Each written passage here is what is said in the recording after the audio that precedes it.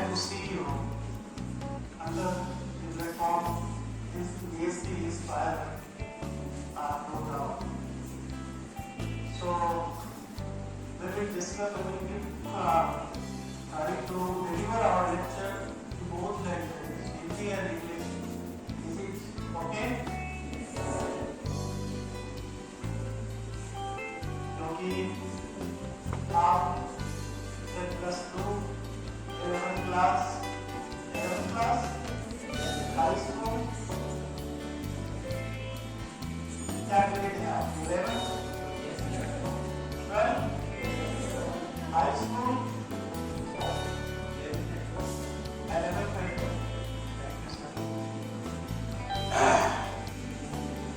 Okay, so under this topic biodiversity conservation, of course, is very important issue today.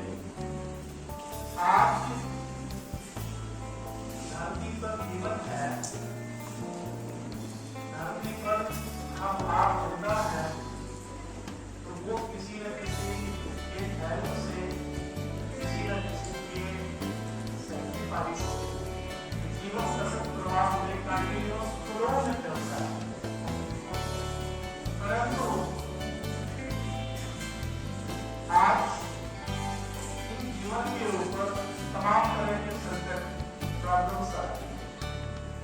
In biodiversity जो ये एक precious resource है और ये रिसोर्स आज के डेट में किसी न किसी कारणों से, चाहे वो ह्यूमन की एक्टिविटी से या नेचुरल कैलामिटीज या प्रकृति के कोप से ये उनका क्षरण हो रहा है।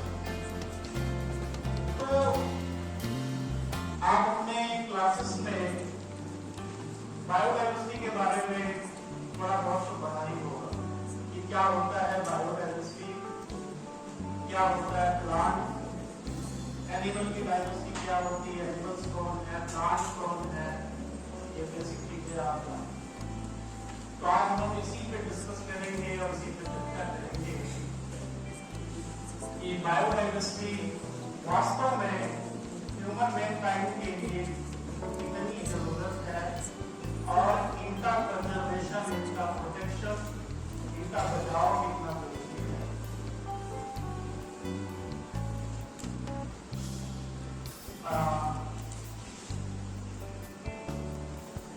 बायोडाइवर्सिटी अगर एक सिंपल वे में कहा जाए, जैसे कि बच्चे से पूछा जाए व्हाट इज बायोडाइवर्सिटी, तो आपका ये आंसर होगा कि जितने तरह की प्लांट और एनिमल, जितने तरह का जीवन है, ये डाइवर्सिटी है, इनकी टोटलिटी ही बायोडाइवर्सिटी। ठीक है, आप अगर किसी एक साइंटिस्ट या किसी एक्सपर्ट से पूछा जाए व्हाट इज बायोडाइवर्सिटी, तो फिर वो बड़े ही बारीकी से इसका बताएंगे कि जीवन की संभावनाएं किसी ने, चाहे वो किसी रूप में हो, चाहे वो किसी लेयर पे हो, चाहे वो किसी फॉर्म में हो, चाहे वो सिंगल सेल्ड हो, चाहे वो मल्टी सेल्ड हो, चाहे वो किसी भी डाइवर्स इकोसिस्टम में रहता हो, उन सबकी डाइवर्सिटी और जो उसके साथ इंटरकनेक्टिविटी है, ठीक है। जहां यदि आपको कोई लगे कंफ्यूजन, आप मुझसे तुरंत आप पूछ सकते हो, मैं आपको डिस्कशन में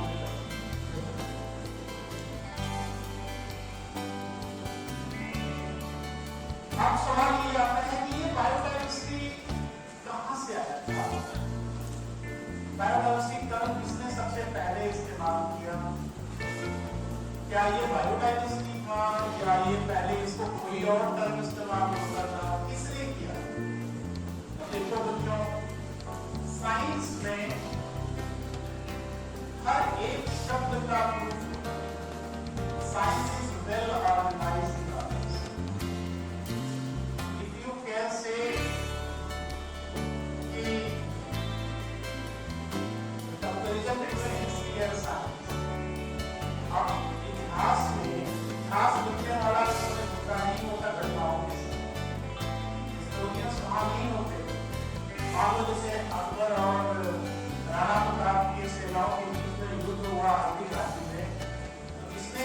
दिया उस समय वहां जिंदा नहीं हो, तो वो किसी न किसी साक्ष्य के आधार पर कहते हैं। तो हिस्ट्री में हिस्ट्री को एविडेंटली प्रूव करना बड़ा टेढ़ा होता है।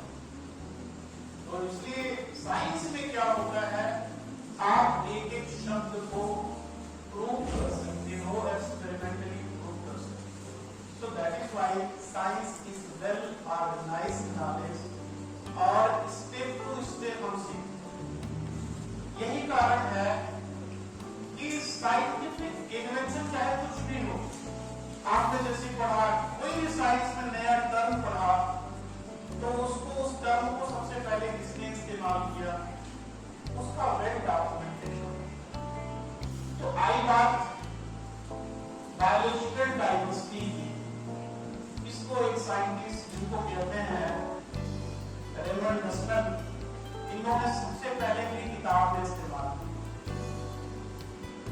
अब लोग इसके कॉन्टेक्स्ट में क्या कहेंगे, जो जीवन की विभिन्नताएं हैं, कितने तरह के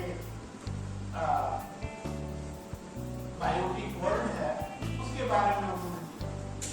तो अगर ये हम इतिहास में चले, इसके हिस्ट्री में चले,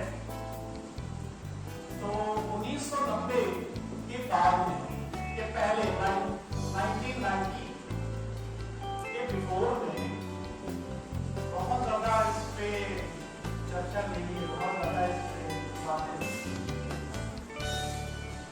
ठीक है, तो ये काम उन्होंने सबसे पहले इस्तेमाल किया। फिर इसके बाद में क्या हुआ कि कंजर्वेशन बायोलॉजिस्ट अभी रिसेंटली पिछले साल मुझे लगता है कि वो रिलाइज हुआ is a great conservation biologist हुआ है, और उन्होंने ये टर्म उस किताब से लेकर के सेमिनार में और उसको इस्तेमाल किया। फिर इसके बाद में बायोलॉजिकल डाइवर्सिटी थोड़ा सा बड़ा लगता है, कहने में थोड़ा टाइम लगता है, उसको एक यूनिक टर्म में शॉर्ट फॉर्म में कर दिया बायोडाइवर्सिटी। आप जानते हो बायोलॉजी में what is the meaning of biology? Bio means living organism, और उसमें बायो में एनिमल है, प्लांट के साथ, तो बायोडाइवर्सिटी। तो डाइवर्सिटी क्या हुआ, विभिन्नता है, कितने तरह की डाइवर्सिटी। फिर इसके बाद में हम इसको ये टर्म बहुत अच्छे ढंग से रोजन 1985 में यूज किया, और में हमेशा इसको करते रहे, लोग प्रचार करते रहे। साइंस में क्या होता है, जब कोई इन्वेंशन होता है तो साइंटिस्ट की गैदरिंग होती है, जिनको हम कहते हैं सेमिनार, कॉन्फ्रेंस, साइंटिफिक मीटिंग में, फिर वो जाकर के अपनी बातें बताते हैं। तो धीरे धीरे 50 साल बढ़ता है, पॉपुलरिटी बढ़ती है, तो उसी तरह से ये इसको इस्तेमाल करते रहे। फिर 88 में विल्सन इसको काफी अच्छे ढंग से प्रचार किया। ये इसकी एक ब्रीफ स्टोरी है। अब हम आगे बढ़ते हैं। देखो, हर कोई किसी भी डेफिनेशन अपने हिसाब से देता है। आई मीन एकम सत्य बहुधा विधा वदन्ति, सत्य एक ही होता है, उसको कई तरह से लोग व्याख्या करते हैं। तो ऐसे ये भी है, बायोडाइवर्सिटी का इसका जो रियल कंटेंट है वो उसका एक ही मतलब होगा, बट उसको क्या है, इसको कई तरह से लोगों ने परिभाषित किया। तो इसकी परिभाषाएं बहुत है, एक दो नहीं, हजारों हजार। वो आप भी अपनी परिभाषा दे सकते हो, हम भी अपनी परिभाषा दे सकते हैं।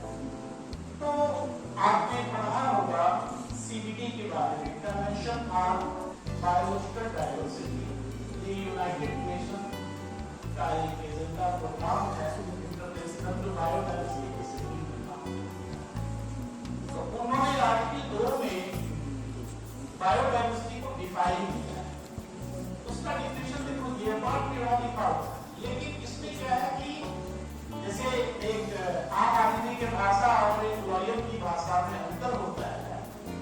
उसी तरह से आप देखो इसमें लिखा है कि वेरिएबिलिटी अमंग, यानी वो variation among living organism from all sources, हर तरह के सोर्सेस इंक्लूडिंग इंटर एरिया जिनमें टेरेस्ट्रियल है, मैरीन है एंड अदर एक्वेटिक इकोसिस्टम। आप जानते हैं एक्वेटिक इकोसिस्टम में कई तरह के एक्वेटिक इकोसिस्टम, जैसे कि आप मैरीन और फ्रेश वाटर दो देखा आपने, दो सुना आपने। अब एक्वेटिक में भी फ्रेश वाटर मैरीन है, मैरीन में कई है, उसी तरह से फ्रेश वाटर में कई है, रिवर है, पॉन्ड्स है और वो है, कई है। तो aquatic ecosystem and the ecological complexes. अब जो पौधा माउंटेन पे सर्वाइव कर रहा है, मैदानी एरिया में नहीं मिलेगा। जो पौधा मैदानी एरिया में है वो माउंटेन पे सर्वाइव नहीं करेगा। तो इसका मतलब है कि complexity also exist in ecosystem. Ecosystem में भी काफी कॉम्प्लेक्सिटी होती है। तो इसलिए complexes of which they are part, तो इन सबके हिस्से हैं। So this includes diversity within species. अब देखो लास्ट में विदिन स्पीशीज यानी वो डाइवर्सिटी एक स्पीशीज के अंदर, बिटवीन स्पीशीज, दो स्पीशीज के बीच में, और आप इकोसिस्टम यानी इकोसिस्टम। इसका मतलब यह है कि डाइवर्सिटी ऐसा नहीं माइक्रो स्केल से लेके मैक्रो स्केल तक में वो सारी डाइवर्सिटी, वो सारी वेरिएशन। तो कैसे एक स्पीशीज, आपने देखा कि एक स्पीशीज के बहुत सारी स्पीशीज हैं, ठीक है, और उसमें भी यानी कि जो डाइवर्सिटी है एक सिंगल स्पीशीज के अंदर, वो भी स्पीशीज की यानी कि वो एक स्पीशीज डाइवर्सिटी, और जो स्पीशीज लेवल पे डाइवर्सिटी है, कई तरह के डिफरेंट स्पीशीज आप जाते हो इकोसिस्टम में, मान लो जैसे आप ग्रासलैंड या माउंटेन इकोसिस्टम पे देख रहे हो, आपको कई तरह के पौधे दिखते हैं, तो दिस इज स्पीशीज बैलेंस। और बिटवीन स्पीशीज यानी दो स्पीशीज के बीच में बिटवीन है और इकोसिस्टम, तो इसलिए ये हुआ इसका करेक्ट डेफिनेशन बायोडाइवर्सिटी। अब आप लोग हो सकता है कि बायोलॉजी में इतना डिटेल में तो नहीं दिया होगा, और ये मैंने जो मेन डेफिनेशन है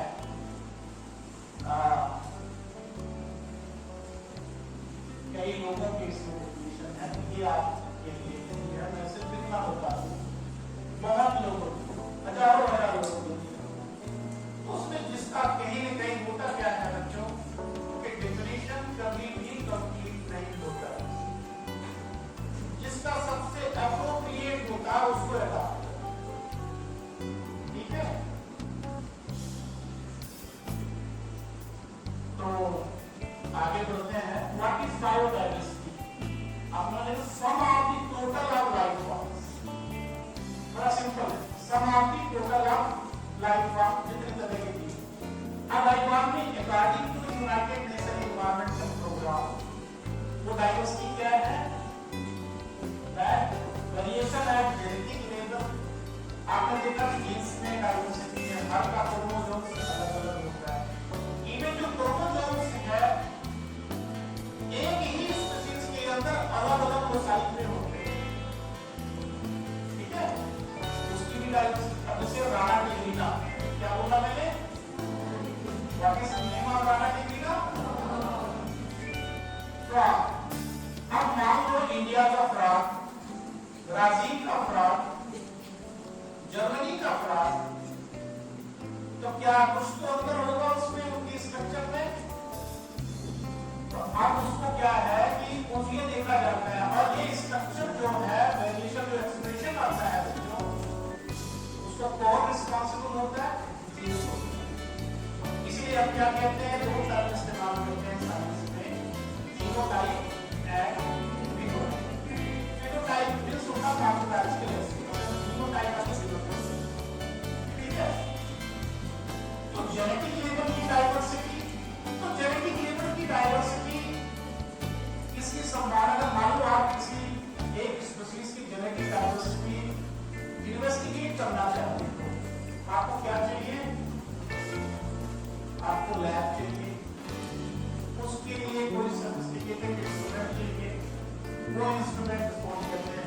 डायमेंशन तो जीन को पकड़ सके, जीन की डाइवर्सिटी, जीन के लोकेशन, जीन की साइज बता सके।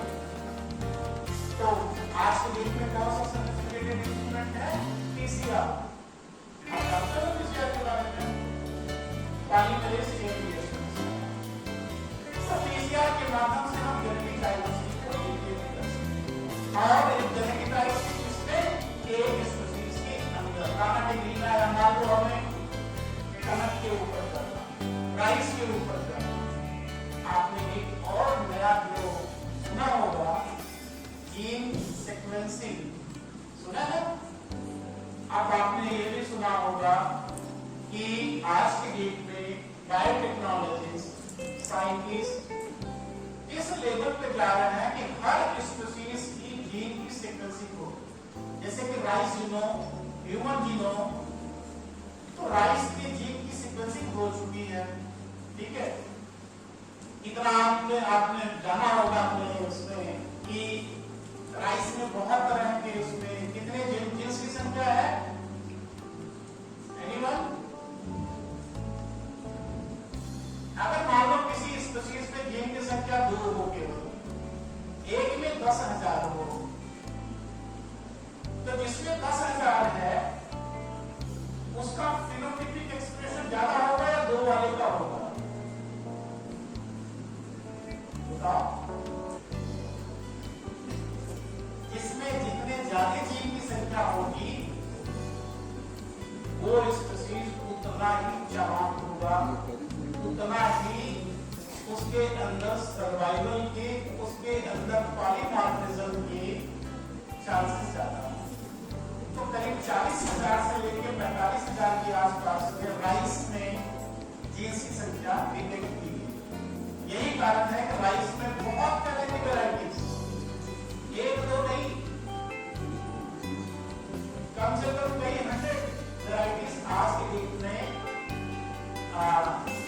बनाया जा सकता है, तैयार किया जाए।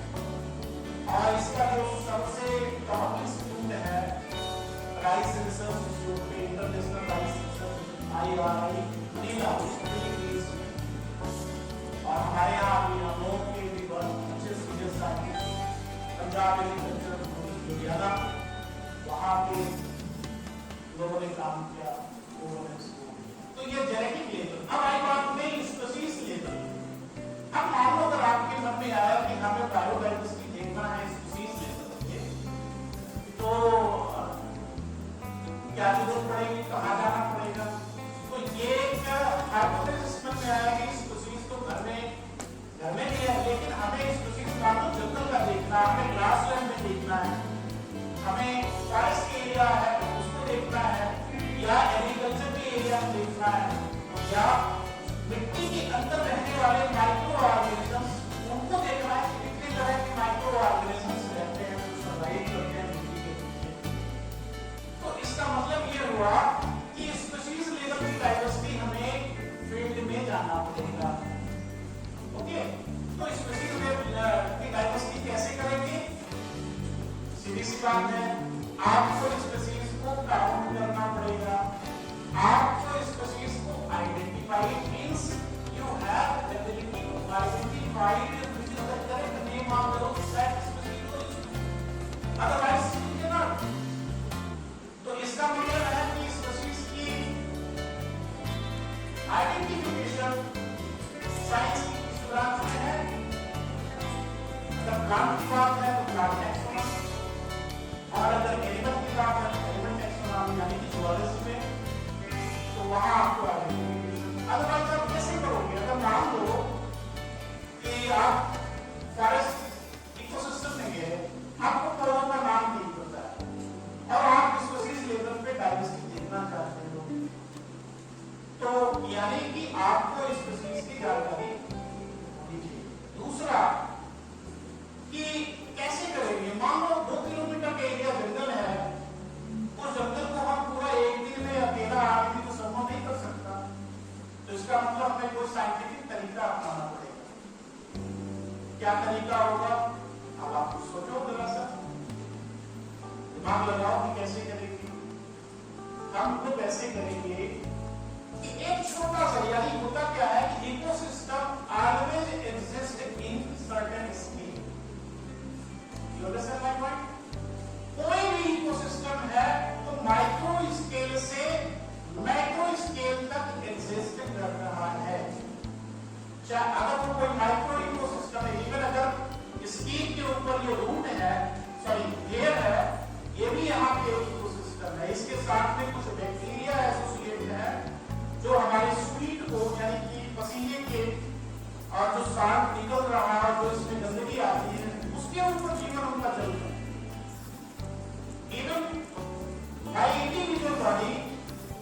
शरीर के साथ में कई तरह के बैक्टीरिया सर्वाइव कर रहे हैं, चाहे वो किसी फॉर्म में हो।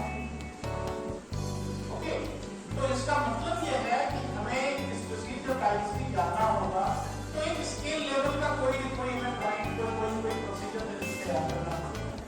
तो अब प्लांट के केस में क्या है, आप जंगल गए, वहां आपको एक स्केल यानी कि एक फिक्स स्केल पे हमने ये देखा। मान लो आपने क्या किया, एक क्वाड्रेंट सिस्टम लिया, quadrant method. You understand quadrant?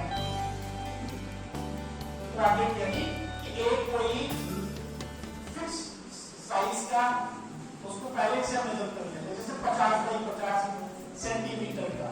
अगर ग्रासलैंड है तो 1 मीटर में वो संभावना। तो ये होता क्या है कि देख करके किसी भी इकोसिस्टम को सबसे पहले हमें विजुअल ऑब्जर्वेशन बहुत जरूरी होता है। अब अगर हमें फॉरेस्ट की डाइवर्सिटी, फॉरेस्ट की स्पीशीज की डाइवर्सिटी देखनी है, क्वांटिफाई करना है, तो 1 बाई 1 मीटर की क्वाड्रेंट में नहीं कर सकते क्योंकि पेड़ तो बहुत बड़े होते हैं। तो इसलिए विजुअल ऑब्जर्वेशन बहुत जरूरी होता है। इसका मतलब है कि हमें क्वाड्रेंट की साइज बढ़ानी होगी, हमें 500 मीटर करना होगा, 200 बाई 200 मीटर करना होगा, 500 मीटर कर सकते हैं। उसी तरह से छोटा अगर कोई ग्रास लैंड है, जैसे आप जमीन पे आप देख रहे हो कौन से ग्रास स्पीशीज है, तो 100 बाई 1 बाई 1 मीटर का क्वाड्रेंट सबसे सफिशिएंट होता है स्टैंडर्ड क्वाड्रेंट। अब मान लो आपको जंगल में नहीं जाना है, माइक्रोब्स की डाइवर्सिटी देखनी है, यानी कि कितने तरह के बैक्टीरिया है, कितने तरह के उसमें वायरसेस हैं, उसकी डाइवर्सिटी देखना है। कैसे देखते हैं, उसके लिए हम लोग इस्तेमाल करते हैं वहां पे भी हम फिक्स करते हैं माइक्रोस्कोप के नीचे इतने साइज में इतने तरह की ये बैक्टीरिया का स्प्रे दिख रहा है, उसको काउंट कर लेते हैं और वो काउंट करके फिर इसके बाद में जो प्रोसीजर अप्लाई होता है वो आगे होता है आपको। तो ये हुआ जेनेटिक और स्पीशीज और इकोसिस्टम लेवल। तो ये यानी कि जो डाइवर्सिटी एग्जिस्ट हो रही है बच्चों, ये तीन ही लेयर में, तीन ही लेवल पे एग्जिस्ट कर रही पूरी बायोडाइवर्सिटी। अब ये जैसे इस फॉर्म में माइक्रोब्स देखते हैं, तो यहाँ पर कितनी वेरिएशन नहीं, माइक्रोब्स देखने हैं तो यहाँ पे देखिए बहुत अच्छा सवाल है सर का। इसमें क्या है, माइक्रोब्स की साइज नहीं होगी, सॉरी कैपिटल की साइज नहीं होगी सेम, पर इसकी संख्या हम बढ़ा देंगे। हम यहाँ पर नंबर ऑफ यन की संख्या बढ़ा देंगे, 5, 10, 8 कर देंगे। क्योंकि होता क्या है कि माइक्रो लेवल पे माइक्रो ऑर्गेनिज्म की साइज और डाइवर्सिटी ये मैटर करती है। 1 मीटर के सॉइल के एरिया में कौन सी माइक्रोब्स कौन कितनी डाइवर्सिटी के साथ है, दूसरे 1 मीटर के साइज में आपको कुछ और, तो इसलिए आता है। अब ये है स्पीशीज कांसेप्ट, आपने पढ़ा होगा क्योंकि बच्चे रट्टा बहुत मारते हैं कि what is species, species define as, species क्या होता है। देखो हर आईने में हम उसके डिफिनेशन का जो होता है वो थोड़ा सा अलग हो जाता है, तो मतलब उसका वही होता है। अगर हम इसको एवोल्यूशनरी बायोलॉजी के पॉइंट ऑफ व्यू से सोचें कि स्पीशीज क्या होता है, तो वो स्पीशीज एक आइडेंटिटी है जो कि उसको रिप्रेजेंट करती है। मान लो एक स्पीशीज क्या है, उसके पास में वो एक डिफरेंट मतलब एक जीन्स का पुंज है, जीन्स का वो हम वो कैरी कर रहा है, और वो क्या होता है कि एक स्पीशीज अपना रिप्रोडक्शन के माध्यम से अपनी प्रोजेनी को कंटिन्यू करती है। ओके, तो यहाँ पे क्या है बायोलॉजिकल, अगर इसको सेंस में इसको डिफाइन करें कि species are separate if they are unable to intermate. Okay, ये हुआ। दूसरा हुआ फाइलोजेनेटिक के सेंस में डिफरेंसेस इन फिजिकल कैरेक्टर्स, यानी उनका वो फिनोटाइपिक कैरेक्टर्स आपने देखा एक ही स्पीशीज है अलग अलग होते हैं, उनका स्ट्रक्चर अलग होता है, जीन जो है वो अलग होती है, वो जेनेटिक उनका जीन जो है एक ही होता है, वो इकोलॉजिकल वेरिएशन की वजह से होता है। एवोल्यूशनरी स्केल पे that phylogenetic is an analyse of species to different species, तो वहां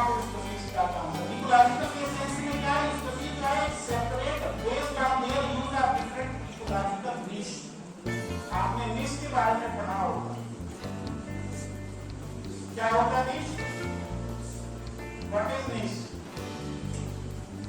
बताओ। हाँ, niche is one kind of ecosystem. Positioning. Thank you, beta. Niche is a profession of that species. That species survive, that species exist in that particular ecosystem. जैसे Rama टिग्रिना, where he is surviving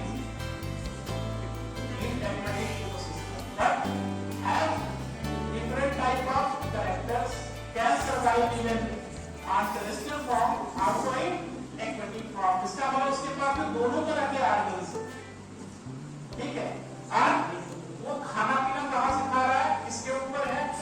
तो निश का मतलब होता है एक species का professor.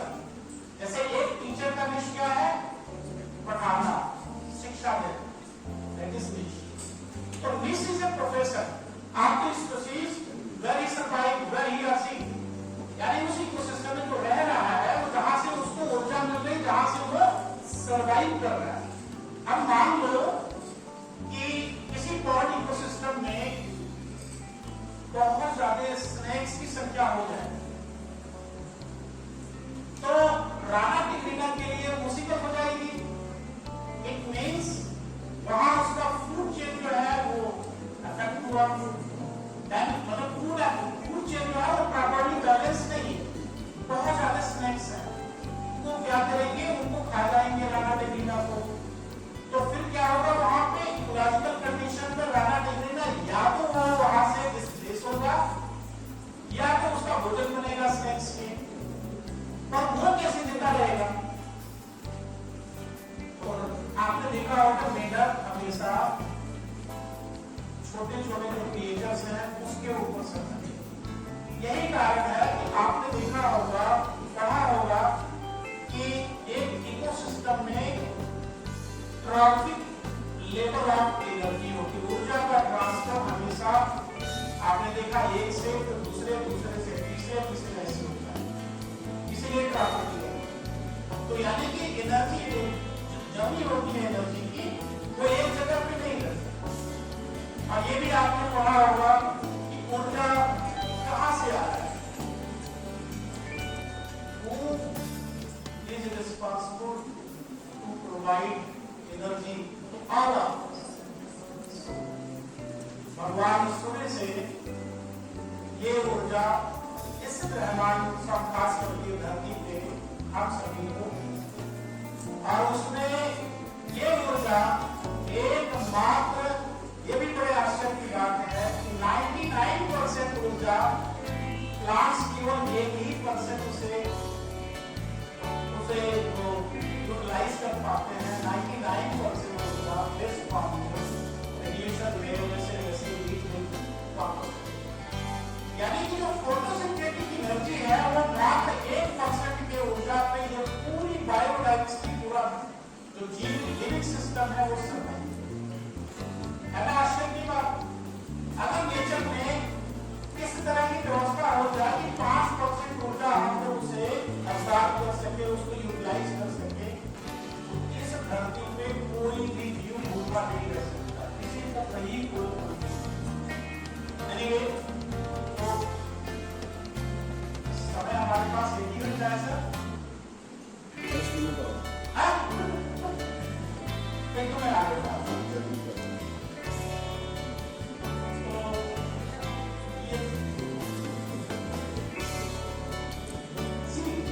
Diversity यानी एक स्पीशीज के अंदर species diversity, different types of species. Ecological diversity यानी आपने देखा कई तरह के फॉरेस्ट, रिवर, जिसको हम कहते हैं कि पूरा एरिया।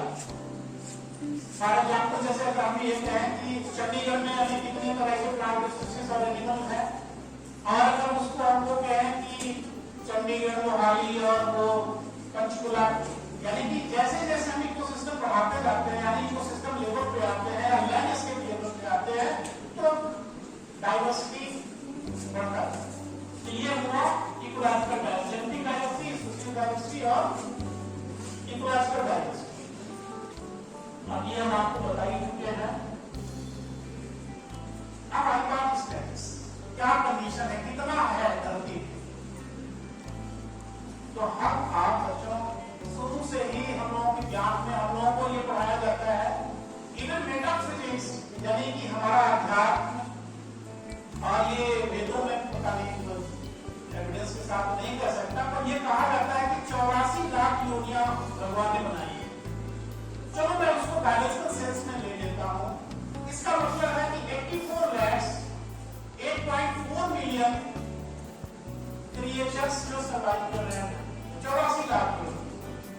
क्या वैज्ञानिक इस 84 लाख को आइडेंटिफाई कर पाए? क्या उनकी डिस्कवरी हो पाई? क्या उनके बारे में जानकारी नहीं? It is impossible, it is impossible. तो कितना है?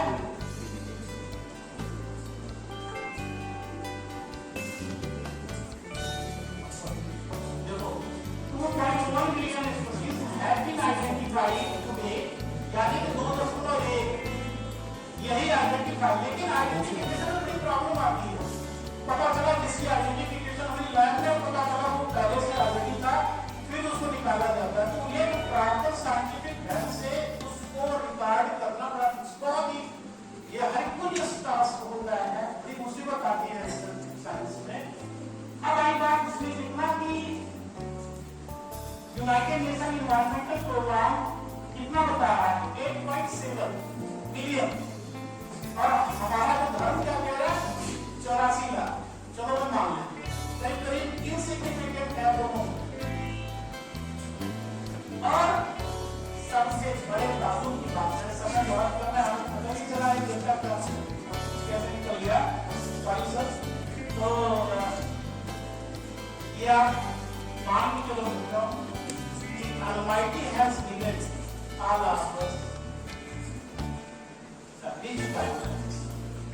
बहुत अच्छी बायोडाइवर्सिटी परमात्मा के द्वारा हम लोगों के देश में, इसे बचा के रखना है, इसको सुरक्षित रखना है। ऐसे तमाम देश हैं तरस रहे हैं उनके पास। आज टेक्नोलॉजी का युग है। कभी हम टेक्नोलॉजी के लिए साइंस में रिसर्च करते हैं, आज हम साइंस में रिसर्च करने के लिए टेक्नोलॉजी यूज करते हैं। तो दोनों इतना अच्छी बात है ना। कभी एक समय था कि हम टेक्नोलॉजी पाने के लिए साइंस रिसर्च करते थे, आज हम बहुत सारी टेक्नोलॉजी साइंस में यूज करके रिसर्च करते हैं। तो टेक्नोलॉजी यानी कि आज के डेट में जो भी टेक्नोलॉजी एक बार किसी कंपनी के पास में आ जाती है बच्चों, वो that technology can be purchase, खरीदा जा सकता है। लेकिन बायोडाइवर्सिटी जो रिसोर्स है कैन नॉट बी परचेज।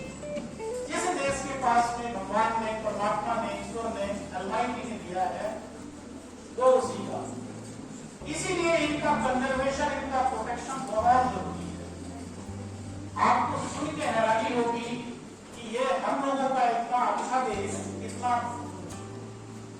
इसको कह लीजिए कि भगवान ने इसको खूबसूरती इसके साथ अपने हाथों से बनाया है। कहीं आपने नहीं सुना होगा कि यहाँ पे आम की वैरायटी करीब 1000 के आसपास मिलती है। 1000 तरह की आम मिलती है, 5000 तरह की वेजिटेबल्स की वैरायटी है ना। आश्चर्य। 50,000 तरह की जो एडिबल प्लांट्स है जिनको खोजा गया खाने पीने के लिए, उसमें से ज्यादातर संख्या हमने यहाँ इस हिमालय पास में, यानी जो हिमालय है वो प्लांट डाइवर्सिटी का एक बास्केट है रिसोर्स, और इसकी कंजर्वेशन, इसकी सुरक्षा बहुत जरूरी है। अगर हिमालय नष्ट हुआ, डिस्ट्रॉय हुआ, तो ये सारा का सारा जो स्पीशीज इसकी अपनी बोझ में लेके बैठा हुआ है हिमालय, वो खत्म हो जाएगा, फिर हम लोगों का जीवन खत्म है। तो उसमें क्या है कि यूनाइटेड नेशन इन्वायरमेंटल प्रोग्राम क्या करते हैं कि बायोडाइवर्सिटी को बचाने के लिए कुछ हॉटस्पॉट्स घोषित करते हैं। तो इस तरह से उसको कहते हैं बायोडाइवर्सिटी हॉटस्पॉट। इसमें से करीब 4 बायोडाइवर्सिटी, 12 बायोडाइवर्सिटी हॉटस्पॉट्स जो दुनिया में घोषित है, वो है टोटल संख्या उनकी 35 में करीब 4 बायोडाइवर्सिटी हॉटस्पॉट भारत अपना देश है। ये बहुत बड़ी उपलब्धि, बहुत बड़ा। अब ये डिटेल में है, बस इसमें आपको थोड़ा सा उसे बता करके आगे बढ़ेंगे। अब आपने पर लिखा है 1.78 million species not to sign for because many species are undescribed. तो एक क्या है कि सिर्फ ये ध्यान रखना कि 1.4 से लेकर कि 1.8 million species have already been identified scientifically. कहां 84 लाख, उसमें से 1.4 के आसपास अभी तक हम उसको प्रॉपर ढंग से खोज पाए हैं।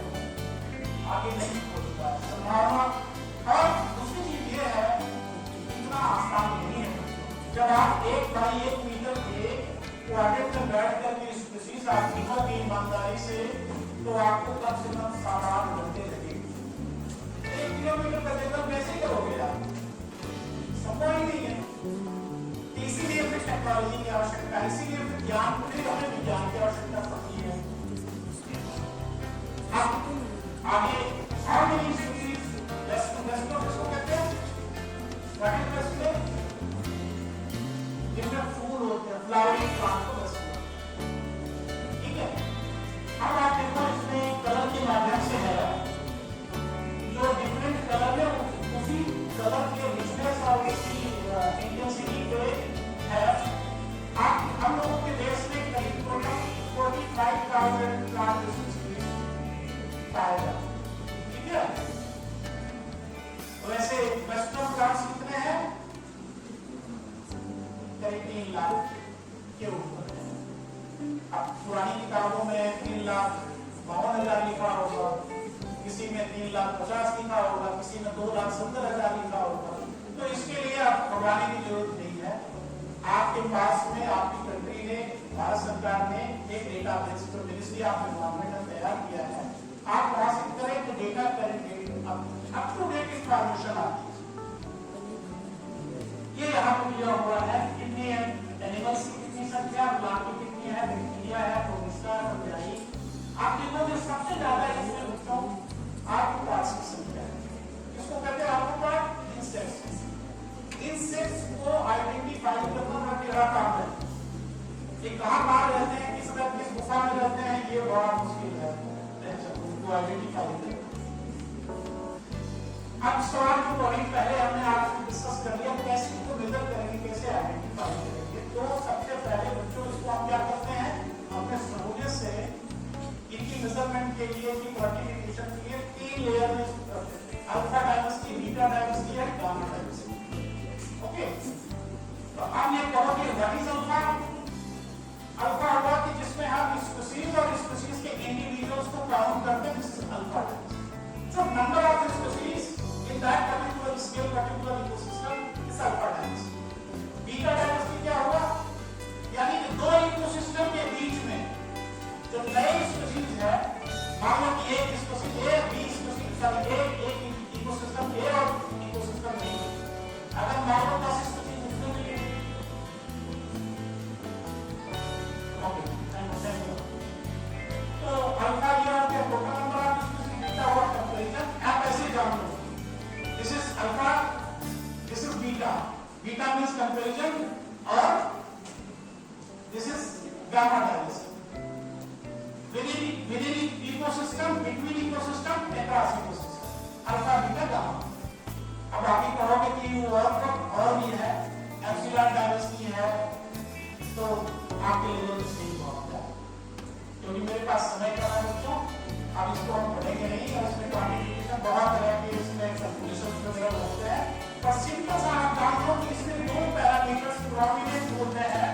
वो होता है नंबर ऑफ स्पीशीज और उस स्पीशीज की संख्या कितनी है, इंडिविजुअल उसको कहते हैं। उसके कितने और है, मान लो जैसे यूकेलिप्टस का पास, अब यूकेलिप्टस में यूकेलिप्टस ये नहीं है, उसके इंडिविजुअल्स कितने हैं, तो इसकी स्पीशीज डायवर्सिटी क्या होगी? एक ही स्पीशीज है ना, सिंपल बात। तो ये ध्यान रखिए, इसमें कई तरह के कैलकुलेशंस हैं, वो लगे हुए हैं। तो ये होगा गामा डायवर्सिटी। गामा डायवर्सिटी को कहते हैं अल्फा प्लस बीटा का जो स्कोर है वो गामा डायवर्सिटी। इसमें बहुत लोग कैलकुलेशंस में आगे कर रहा हूं। ये देखो जो मैं कहना चाहता था, डॉक्यूमेंटेशन इजी है। बायोडायवर्सिटी इसमें वाटर का सर्वे ऑफ इंडिया और geological survey of India, 2 agency है भारत सरकार की, ये प्रीमियर एजेंसी है, बहुत सालों से काम कर रहा है। ये इनका काम होता है, और इसमें अलग-अलग है। अब सिग्निफिकेंस क्या है बायोडायवर्सिटी को हमने आपको पहले बता दिया, और इसके क्या इकोलॉजिकल बेनिफिट्स है, मेडिसिनल बेनिफिट्स है।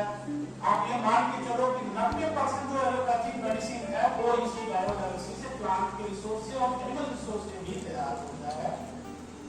और स्पिरिचुअल वैल्यू, जब हम लोग परेशान होते हैं तो कहीं न कहीं किसी एरिया में चले जाते हैं तो जाकर बड़ी शांति मिलती है। दिस इज स्पिरिचुअल कनेक्शन, यानी कि हमें बायोडायवर्सिटी से इस तरह की सर्विसेज मिलती है। तो there are different kind of services, जिसको हम कहते हैं प्रोविजनिंग, कल्चरल, रेगुलेटिंग और सपोर्टिंग इकोसिस्टम सर्विसेज। और हम इसमें डिटेल में नहीं जाते हैं बच्चों। मेजर ड्राइवर जो थ्रेड्स के हैं,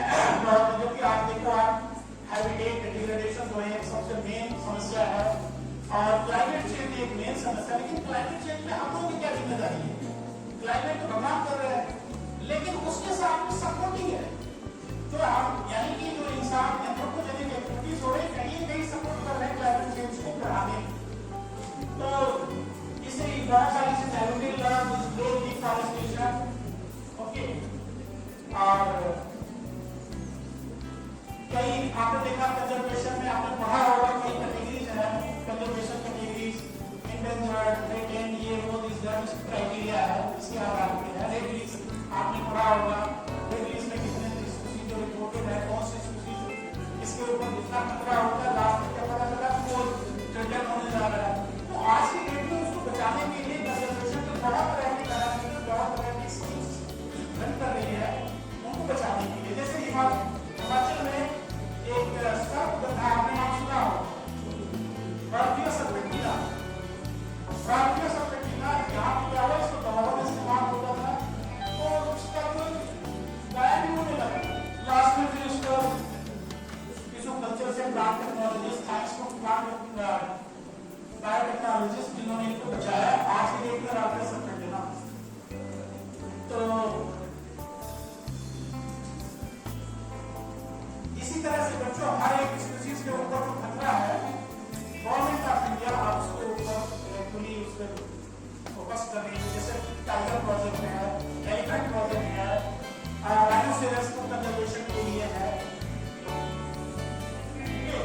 तो जो भी स्पीशीज इतना ही इंपॉर्टेंट है इकोसिस्टम के लिए, आज की डेट में उनकी कंजर्वेशन गवर्नमेंट ऑफ इंडिया की चलाई जा रही है। इसमें कई तरह के नेशनल और इंटरनेशनल ऑर्गेनाइजेशंस काम कर रहे हैं, और तो इसी को बाइंड करते हैं। इसी के साथ में एक चीज आपको बताते हैं बच्चों कि देश हमारा आजाद हुआ 1947 में से, लेकिन हम लोग बाघ को, लायन को मारना नहीं छोड़े थे। हम लोगों का देश राजा रानियों का देश था, खासकर माफ करना मुझे, हिमाचल प्रदेश में बड़े राजा रहे हैं, राजस्थान में बड़े राजा। तो ये क्या होता था कि हंटिंग होता था, हंटिंग सिर्फ अपने इंटरेस्ट के लिए, अपने उस मनोरंजन के लिए शेरों का शिकार किया जाता था, मार करके लिया करके ट्राइबों में डाला जाता था। अब आश्चर्य यहाँ पे ये है कि 47 आजाद होने के बाद, पहले तो वो करने ही रहे यहाँ पे, लेकिन 47 के बाद में इसको कंजर्वेशन के लिए, टाइगर प्रोजेक्ट कंजर्वेशन का ये मसला आया कि इस तरह से इंप्लीमेंट हुआ 1970 to 73। वो भी आकर के एक कोई आदमी वहां से स्वीडन से, वो आकर के और नॉर्वे से, उन लोगों ने इनिशिएट किया, इंदिरा गांधी जी को बताया कि आप इसको बचाइए, तभी जंगल बचेगा, तभी वो सारी चीजें बैलेंस होंगी, अदरवाइज ये होगा नहीं। मैं वो स्लाइड आपको दिखाना चाहता हूं, बस इसी के साथ ये है, ये उनका स्टेटमेंट था कि अगर इनको बचाते, ये टाइगर प्रोजेक्ट 1972-73 से इनिशिएट हुआ, और जाकर आज की डेट में 51 टाइगर प्रोजेक्ट है अपने देश में। और आपको पता ही है इनकी संख्या पहले 30,000 थी अपने पूरे धरती पे, आज गिर करके ये 3,000 और 4,000